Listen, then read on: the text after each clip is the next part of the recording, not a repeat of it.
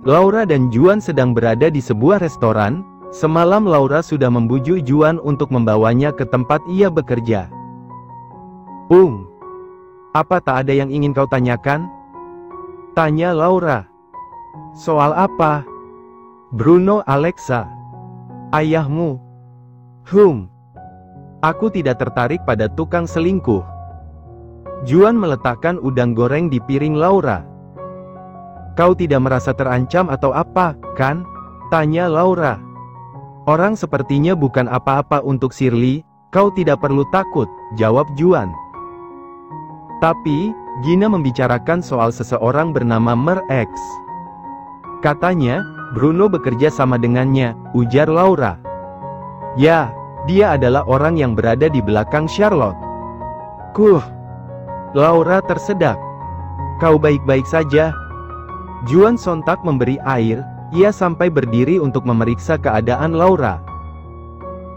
Gina dan para pasukan khusus ikut berdiri.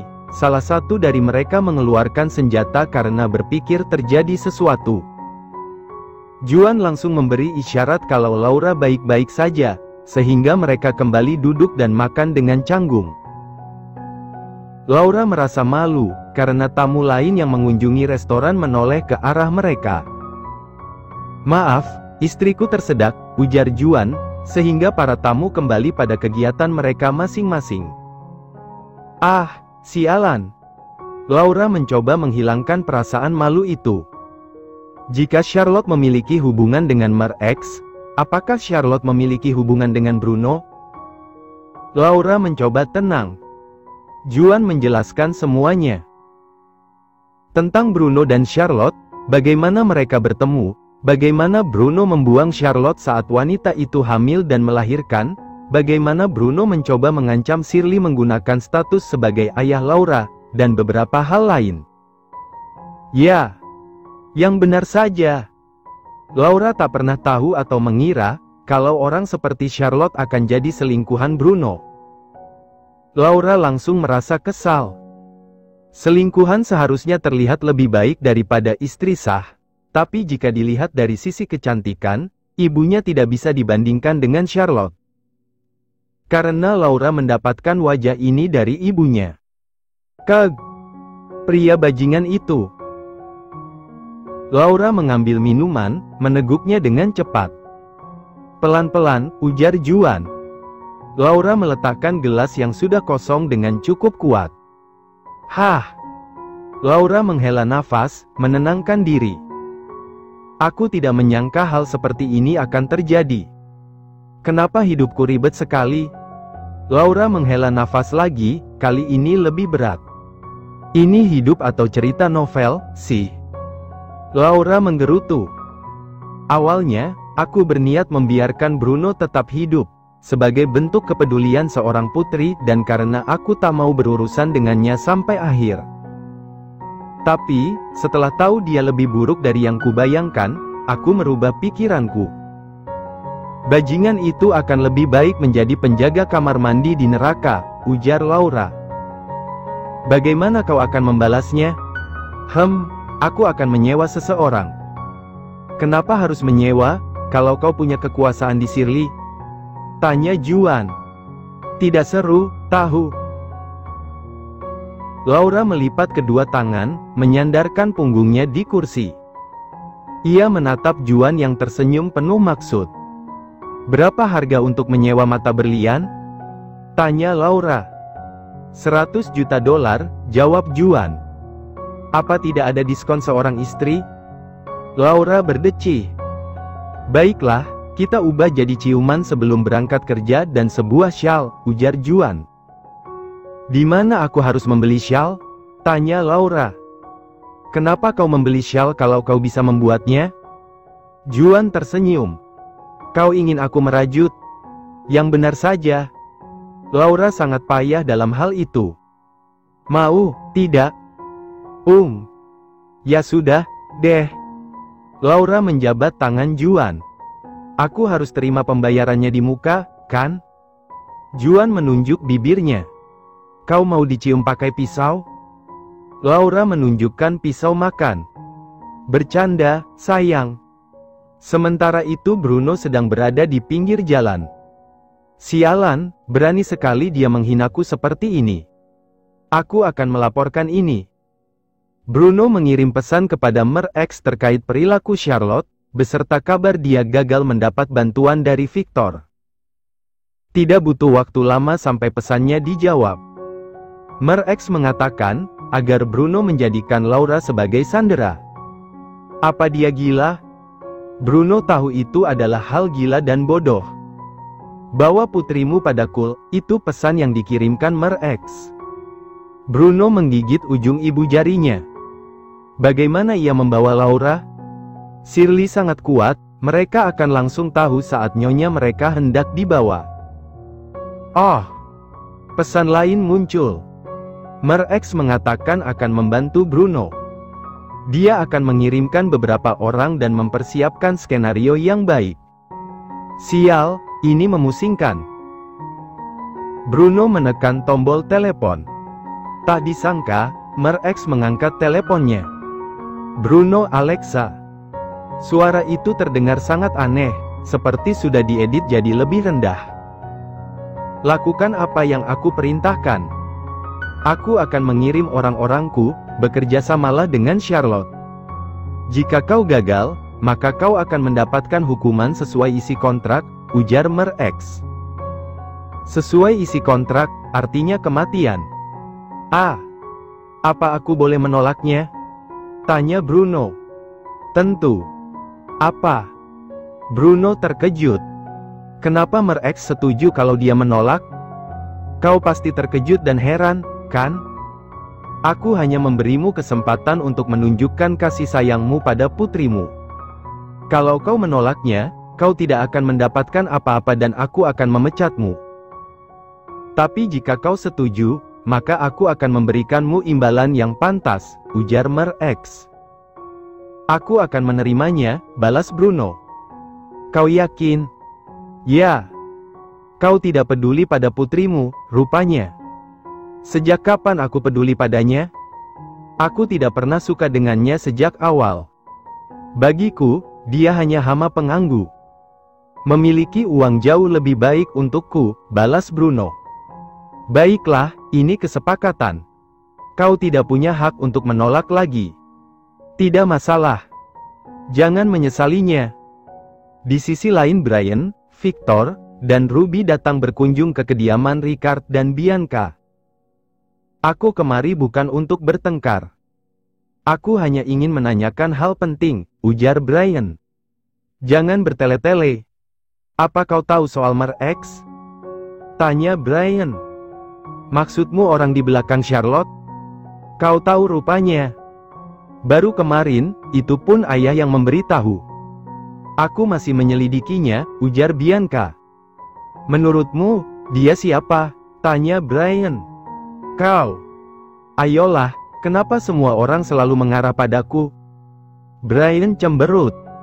Memangnya siapa lagi yang bisa melakukan semua ini selain kau? Bianca bercanda. Ada banyak orang yang mencoba menghancurkan Victor selain aku. Banyak orang punya kemampuan bagus, jangan berpikiran sempit.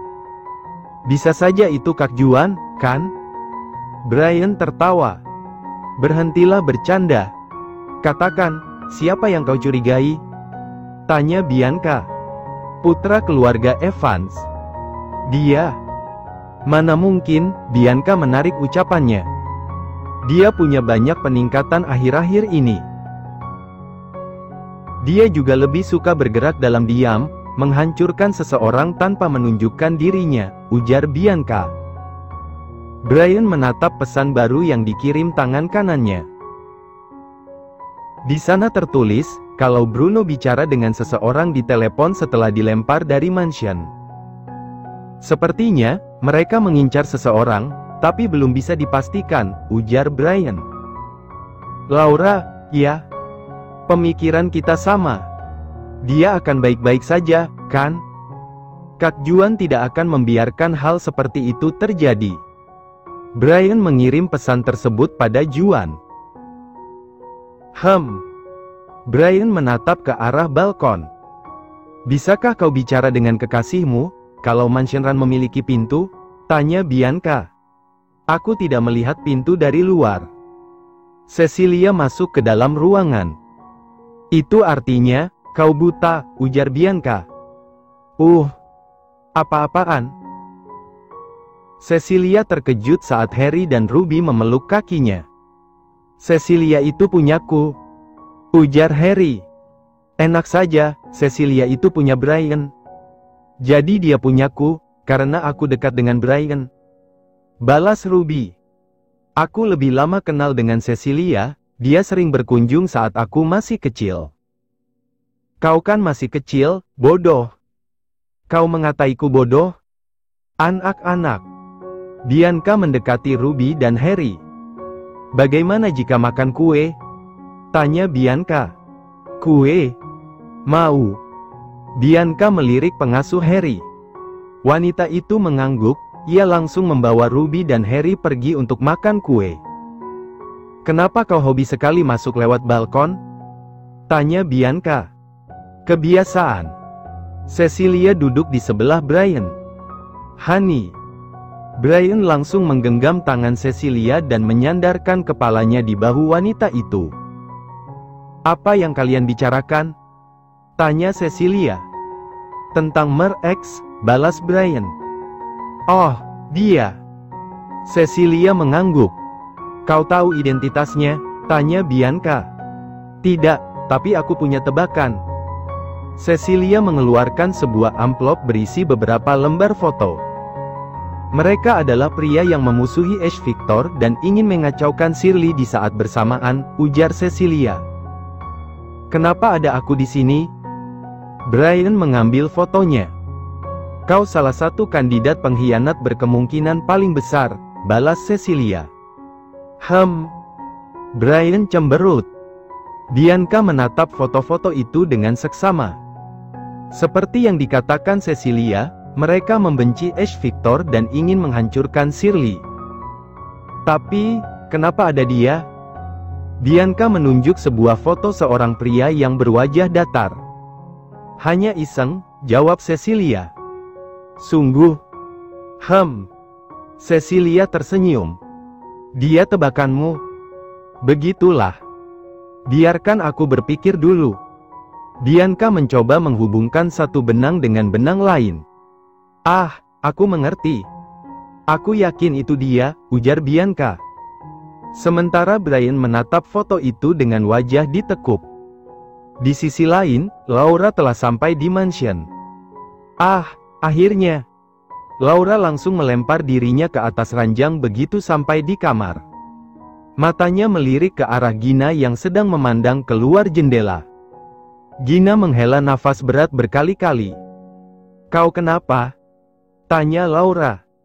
Sesuatu yang hanya bisa diketahui seorang perawan, balas Gina. Sialan, kau. Laura menatap Gina lebih lekat. Hans, ya. Melihat reaksi Gina, Laura langsung tersenyum. Wah, rupanya si kecil sedang dimabuk cinta, ujar Laura. Diam. Ini bukan cinta. Aku hanya tidak paham dengan sikapnya, ujar Gina. Memang bagaimana sikapnya? Akhir-akhir ini, dia terlihat lebih lembut dan membuat orang salah paham. Gina menghela nafas lagi. Lembut. Laura memikirkan sikap Hans. Tidak ada yang berubah dari sikapnya, masih saja datar dan dingin, seperti bongkahan es yang tak akan meleleh. Oh, atau dia hanya bersikap seperti itu padamu? Laura menggoda. Tidak mungkin, dia itu sudah berubah. Buktinya saja, dia pernah tersenyum beberapa kali, ujar Gina. Tersenyum? Laura terkejut. Kenapa? Kau jangan bercanda. Aku tidak bercanda. Aku melihatnya tersenyum dengan kedua mataku sendiri. Ujar Gina, sedikit nyolot. Seperti apa dia? Yah. Tampan, matanya sedikit sipit. Wajah Gina memerah saat mengingat senyuman yang ditunjukkan Hans padanya. Gila. Laura menganga saat tahu Gina tidak berbohong atau hanya menghayal soal kata-katanya. Kenapa sih? Gina tersinggung, karena mengira Laura mengejeknya. Kau hebat, ujar Laura. Kau menghinaku, ya? Kau berpikir aku bohong? Gina cemberut. Ini pujian, sialan. Mana ada pujian ikuti kata sialan? Wah, wanita ini. Laura bangkit dari ranjang. Ia merenggangkan otot-ototnya. Kenapa? Mau baku hantam? Bilang, dong. Gina melakukan pemanasan kecil. Laura menarik bantal tidurnya, sementara Gina mengambil bantal sofa. Mereka berlari ke arah satu sama lain sambil mengayunkan bantal. Perang bantal di antara dua wanita lemah lembut pun dimulai. Bug! Suara itu membuat dua pengawal yang berjaga di luar langsung membuka pintu. Melihat dua orang wanita sedang bertarung bantal dengan lembut, mereka tak tahu harus melakukan apa. Hingga Hans yang kebetulan lewat merasa heran karena kedua pengawal diam di depan pintu yang terbuka. Ada apa di sini? Perkataan Hans terhenti saat sebuah bantal mendarat di wajahnya. Hal itu membuat dua orang wanita yang telah berantakan langsung diam. Apa yang kalian lakukan? Hans menatap Gina dan Laura dengan wajah datar. Hanya bermain, jawab Gina sambil menarik ujung pakaian Laura. Ya, kami hanya bersenang-senang. Laura merangkul bahu Gina. Entah kenapa, ia jadi sedikit merinding dengan tatapan datar yang diberikan Hans padanya. Lalu, siapa yang melempar bantal? Tanya Hans. Dia. Laura dan Gina saling tunjuk. Gina Abigail, jelas-jelas kau yang melempar bantal sofa. Laura menunjukkan bantal ranjang yang masih di tangannya. Tapi, kau yang menghantam bantalku terlalu keras, sehingga itu melayang ke arah Hans. Ujar Gina, dan itu semua benar.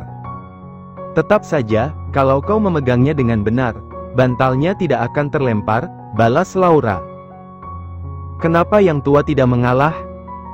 Tanya Gina. Jangan bawa-bawa umur, bocah perawan. Laura menggertak. Mereka bertatapan dalam diam selama beberapa detik, sampai Gina berusaha merebut bantal Laura, namun diketahui oleh wanita itu. Sehingga Laura lebih dulu menghantam wajah Gina dengan bantalnya. Sialan! Gina berlari ke arah ranjang, Laura mengejarnya. Gina mengambil bantal ranjang, lalu menghantam Laura dengan itu. Pertarungan bantal berlanjut. Tuan Hans, apa yang harus kita lakukan? Tanya pengawal. Tutup pintunya. Hans berbalik karena lelah. Di tempat lain, Charlotte sedang meminta izin Ash untuk melakukan pesta teh. Tidak boleh, aku tidak mengizinkanmu mengotori tempatku, ujar Ash. Tidak, aku tidak akan memakai mansion. Aku akan pergi ke tempat lain untuk melakukannya, ujar Charlotte. Apa yang kau harapkan dengan mengadakan pesta teh? Para nona yang kau undang akan merasa terpesona dan lebih baik. Kau tidak berpikiran bodoh lagi, kan? Tanya Ash. Mana mungkin, sayang? Aku hanya mengundang satu orang sekarang. Bahkan, ini tidak bisa disebut pesta teh, hanya acara mengobrol biasa, ujar Charlotte. Dengan siapa? Nyonya Shirley. Ash yang sedari tadi menghindari wajah Charlotte, kini menatap wanita itu dengan ekspresi penuh tekanan. Apalagi yang kau rencanakan? Tanya Ash. Aku tidak merencanakan apa-apa. Aku hanya ingin bicara sebentar dengannya, ujar Charlotte. Kenapa dengannya? Kenapa tidak orang lain? Tanya Ash. Karena. Sudahlah, terserahmu saja. Yang pasti, kalau kau melakukan satu kesalahan lagi, aku benar-benar akan melemparmu keluar dari sini, ujar Ash. Aku mengerti. Charlotte keluar dari ruang kerja Ash. Ia mengepalkan kedua tangannya, melangkah dengan kesal sepanjang perjalanan. Jika bukan karena Mer-X, dia tidak akan setuju untuk melakukan misi ini. Bruno berniat membawa Laura, dengan memancing wanita itu mengikuti pesta teh Charlotte. Semuanya akan baik-baik saja, kan? Dia pasti akan datang, kan? Juan Shirley tak mungkin menyadari sesuatu, kan? Charlotte menggigit ibu jarinya. Pagi, Ibu, Brian menyapa dengan riang. Diam, kau. Charlotte sengaja menyenggol lengan Brian dengan kasar, lalu lewat tanpa mengatakan apa-apa lagi. Brian hanya tertawa dan melanjutkan perjalanannya. Charlotte masuk ke dalam kamar. Ia melihat sekeliling. Ruangan yang dipenuhi barang-barang mewah itu, entah kenapa terasa sesak. Apa karena dia belum resmi menjadi Nyonya Victor? Atau karena situasi yang sedang kacau? Yang pasti, Charlotte ingin melampiaskan kemarahannya sekarang. Bawa Ruby kemari, ujar Charlotte pada pelayan yang ada di dalam. Maaf, Nyonya. Nona Ruby tidak dapat ditemukan lagi, ujar pelayan. Kenapa dia tidak bisa ditemukan terus? Apa kau menyembunyikannya? Aku sudah curiga padamu, karena kau terlihat sangat tenang dan lang-ang saat bersamaku. Kau pasti bekerja sama dengan Brian untuk menyembunyikan Ruby, kan? Bawa putriku kemari. Charlotte menarik kerah pakaian pelayan. Nyonya, saya yakin Tuan tidak akan senang jika Anda membuat keributan seperti ini, ujar pelayan dengan wajah datar. Berani sekali kau memberiku nasihat. Charlotte mengangkat tangan, hendak menamparkan pelayan itu. Tapi tangannya tertahan di udara, saat melihat kedua mata pelayan yang menatapnya tanpa rasa takut. Sialan! Charlotte mendorong pelayan. Keluar! Teriak Charlotte. Pelayan langsung keluar dengan santai. Setelah pesta teh itu, orang-orang di mansion ini mulai merendahkanku.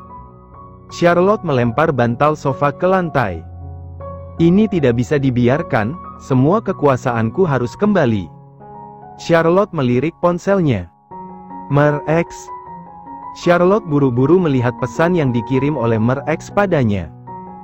Jika kau berhasil membawa Laura Shirley, aku akan membantumu mendapatkan kepercayaan Ash Victor lagi. Mer X tak mungkin berbohong, ujar Charlotte. Baiklah, hanya tinggal menunggu waktu. Aku harus bersabar. Charlotte menghela nafas.